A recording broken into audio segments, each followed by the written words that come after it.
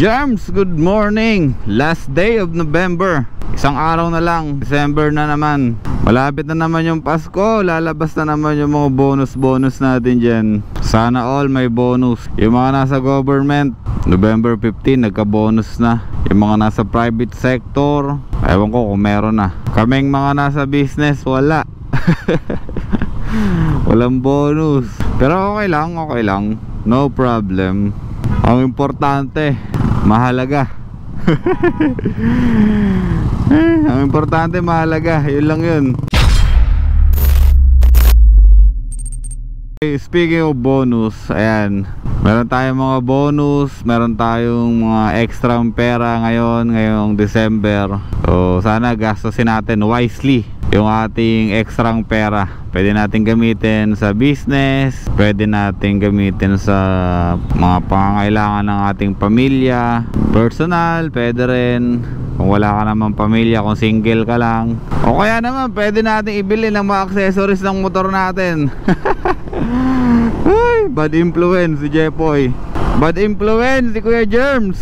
Anyway, welcome nga pala dito sa aming channel, JR Motoworks, kung saan kami ay nagtuturo ng proper maintenance ng mga motor.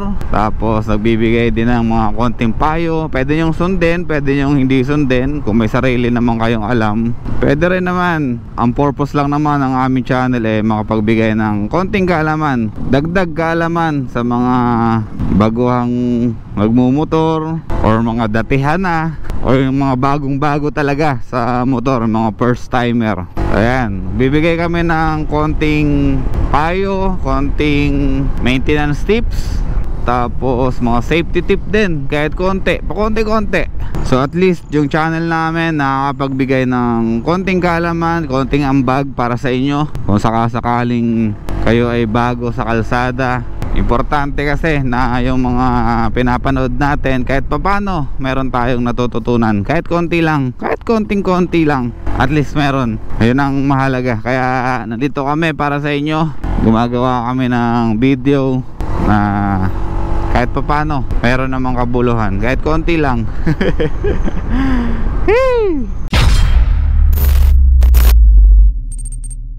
Ayan, sabi ko sa inyo kanina, malapit na naman magsilabasan yung mga bonus. Yung iba lumabas na. Kaya gastusin natin sa tamang paraan, gastusin natin sa may pakinabang, gastusin natin sa makakatulong sa atin or makakatulong sa pamilya natin. Basta yung mga gamit natin ng tama. Huwag nyo ipang susugal. Huwag nyong dadalhin dun sa mga sugal na napapanood nyo sa Facebook. Hindi tayo mananalo dun kahit anong gawin nyo. Promise, hindi kayo mananalo dun. Yung mga nakikita nyong promotional, mga ano lang yun, mga link na alam nyo na. So ayun, officially welcome dito sa mga payo ni Kuya Germs. Episode 9 na tayo kung hindi ako nagkakamali. So ngayon medyo nalilito na ako kung anong episode na tayo dito sa mga payo natin. Medyo nalolost track na tayo, gawa ng patong-patong yung video natin. Minsan backlog na pala yung episode 8, hindi pa pala natin na-upload. Tapos gagawa na naman tayo ng episode 8. Anyway, ayan, welcome dito sa 9th episode ng mga payo ni Kuya Germs. At speaking of bonus, yung ibang part ng bonus natin pwede natin gamitin sa motor natin, pambili ng mga accessories. Pero ano nga ba yung mga usable na accessories na bibili natin? So pag sinabi kasi natin accessories, usually ang iniisip natin is mga luho lang ng motor natin. So hindi yun ang tinutukoy ko. Ang tinutukoy ko mga accessories ng motor natin na pwede natin bilhin ay yung mga usable, yung mga gamit natin, yung makakatulong sa atin, makakatulong sa safety natin, makakatulong sa visual natin, makakatulong sa everyday na ride natin dito sa motor natin. Okay, so kung kakabili mo lang ng motor mo, tapos gusto mong bumili ng mga accessories, unahin mo na yung mga makakatulong sa'yo. For example, sa gabi, alam nyo naman ang mga bagong motor ngayon, mga LED light, naka-board na yan, hindi natin pwede palitan yung mga headlight. Medyo malabo talaga, or sabihin na natin malabo talaga yung mga headlight ng mga bagong motor ngayon. For example, itong ADB 160, ADB 150, sobrang liit lang ng bulb ng LED neto sa board nya. Actual, kung napunta kayo sa madilim na lugar, sobrang labo din, hindi nyo masyadong ma-appreciate yung liwanag ng headlight neto. So kaya ako sinasabi sa inyo na kung bibili kayo ng accessories, yung mga usable, for example, ayun, MDL. Yung MDL or yung auxiliary light natin, sundin natin yung guideline ng LTO. Pwede tayo maglagay ng additional auxiliary light natin para sa motor natin. Kasi sinasabi ko sa inyo, kung maglalagay tayo ng accessory, dapat yung makakatulong sa atin, yung usable. Ayan, number 1 yan, ilaw. Kasi kung malabo yung headlight natin, medyo medyo parang tagilid tayo sa mga lugar na hindi natin kabisado. Importante kasi na nakikita natin yung unahan natin, tapos yung kalsada. Kasi nandyan yung mga may lubak, kasi nandyan yung mga hazard sa kalsada sa unahan natin. Number 1 na dyan, yung lubak. Hindi natin nakikita yung mga lubak. Minsan meron dyan mga sanga na mga nahuhulog mula sa puno. Tapos meron din yung mga debris.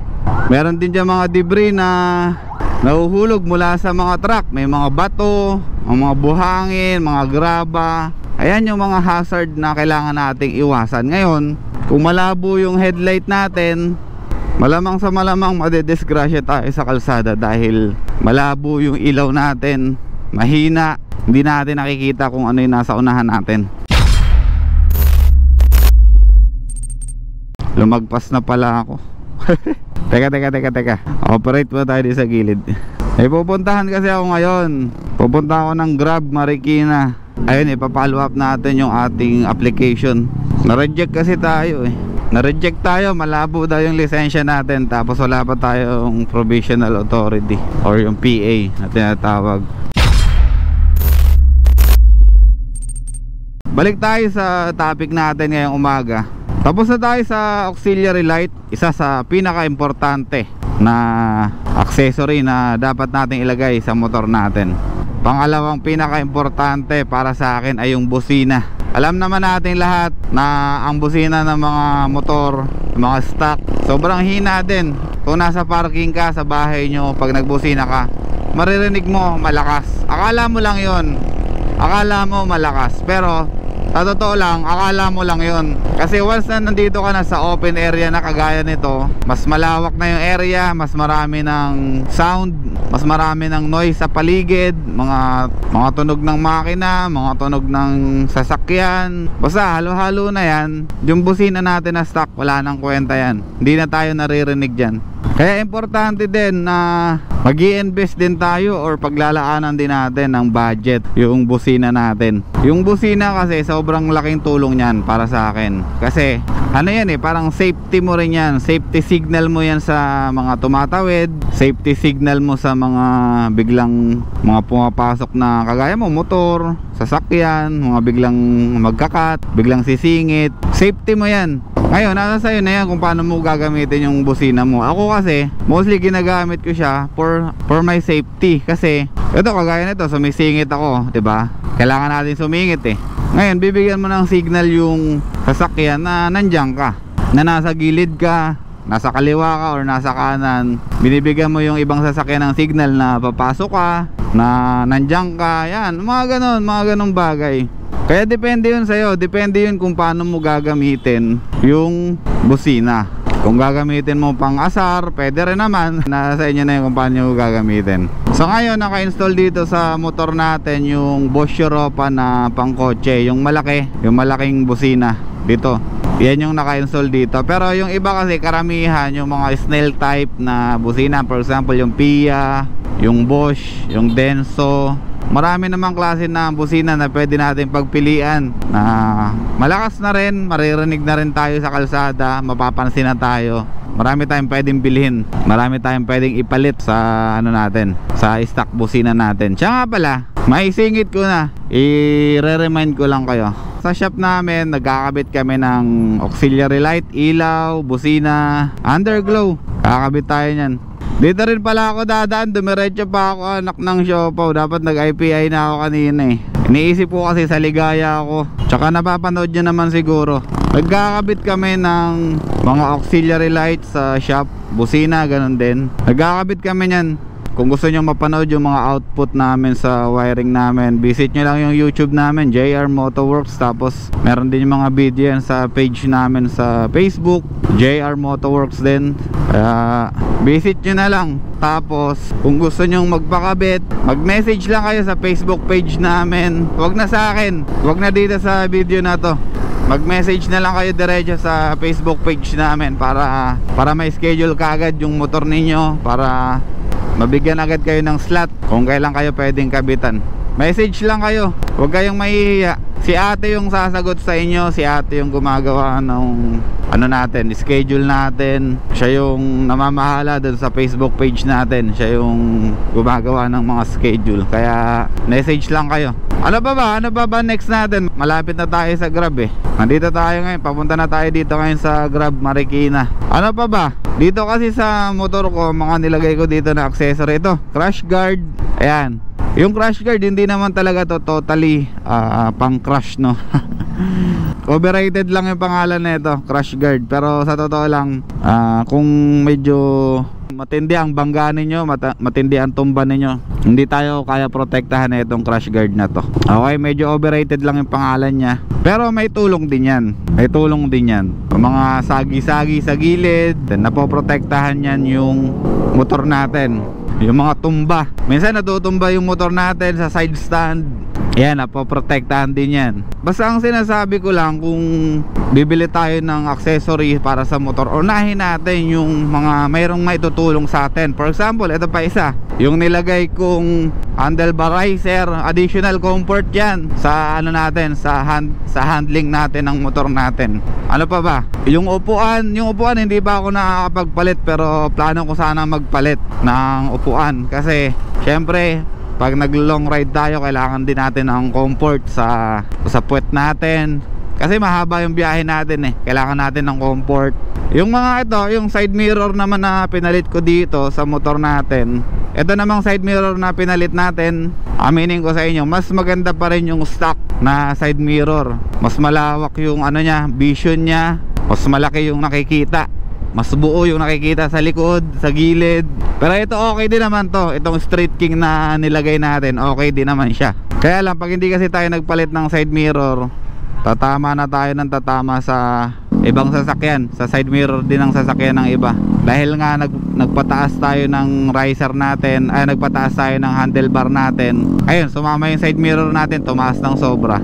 Kaya ayun, napilitan tayong magpalit ng side mirror. So ang pinili natin is Street King. Malaki pa rin yung salamin niya. Tapos meron pa rin tayong visual sa likod natin tsaka sa gilid natin. Yun naman ang importante, tsaka yun naman ang ano ng side mirror natin. Yun naman ang purpose natin. Additional accessory na nilagay ko rin dito sa motor natin na usable, itong lalagyan ng cellphone natin. Ayan, napaka-importante niyan. Gamit na gamit natin yan tuwing may rides tayo. Nag-waste tayo ngayon, wala tayong alam dun sa pupuntahan natin, gamit na gamit natin yung cellphone holder natin. So ayun na lang muna para sa vlog natin ngayong umaga. Maraming salamat sa panonood. Nandito na tayo ngayon sa Grab. Eto, andito na yung Grab. Nandito lang to sa Marikina. Tapos ano ba? So ayun, yung mga bonus natin, spend wisely. So ayun, yung mga bonus natin, spend wisely. Gamitin natin sa tama, gamitin natin dun sa kapaki-pakinabang, gamitin natin dun sa mga katulong sa atin, personal man, family, or kung saan man natin gustong gamitin yung ano natin, yung pera natin. Hindi ko naman sinasabi kung ano yung dapat nyong bilhin. Ang pinapayo ko lang, kung nagbabala kayo bumili ng mga accessory, huwag nyong unahin yung mga wala namang silbi sa motor. Yung mga pang forma lang, pampapogi lang, huwag nyong unahin yun. Unahin nyo yung mga katulong, unahin nyo yung usable, tapos yung mga kadagdag ng safety natin. Yun ang pinaka-importante. So yun lang, maraming salamat sa pagsubaybay. Abangan nyo yung raffle natin kasi nasa 5,000 subscriber na tayo. Ayan, makikita nyo sa screen natin. Abangan nyo rin yung mga ibang video natin, ibang mga payo ni Kuya Germs. Tapos papagawa tayo ng sticker. Magpapagawa tayo ng sticker ni Kuya Germs. Limited edition lang, abangan nyo yan. Maraming salamat. Jeff Rocks out.